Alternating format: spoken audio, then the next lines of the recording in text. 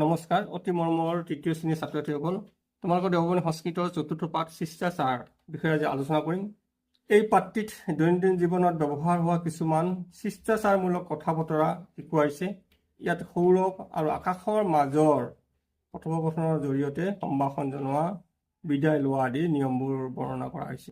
শিষ্টাচাৰ: সৌৰভ হৰি ওম মাত সুপ্ৰভাতম আকাশ অস্তি কিম।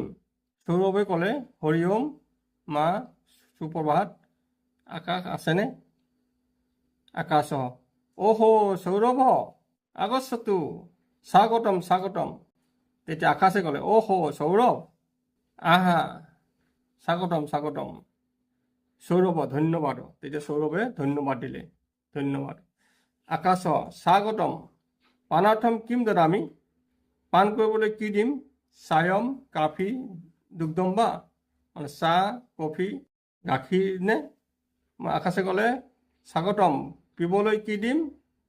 চাহ কফি নে গাখীৰ? সৌৰভ কাফি মাছটো, মানে কফি নালাগে, চায়ম দাদাটো চাহ দিয়া, চায়ম অনুমতি চাহ আনিলে। আকাশ: চায়ম স্বীকৰটো। আকাশে ক'লে, চাহ লোৱা।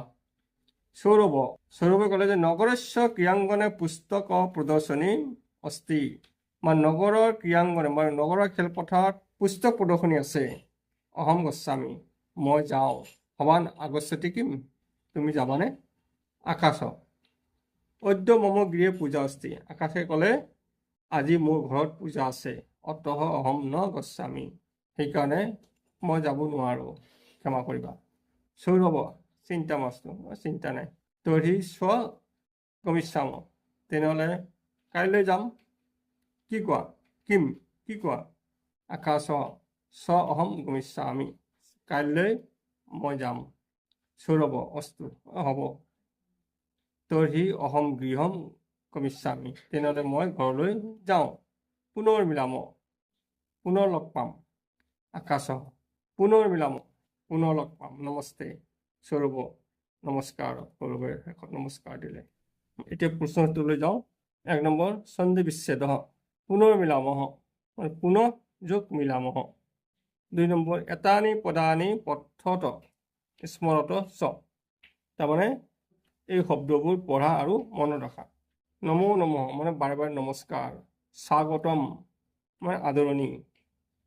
ক্ষম্যতাম ক্ষমা কৰিব। কৃপয়া কৃপা কৰি বা অনুগ্ৰহ কৰি। পুনৰ মিলাম পুনৰ লগ পাম। আজিৰ ভিডিঅ'টো কেনেকুৱা পালা কমেণ্টত জনাবা। নমো নমঃ।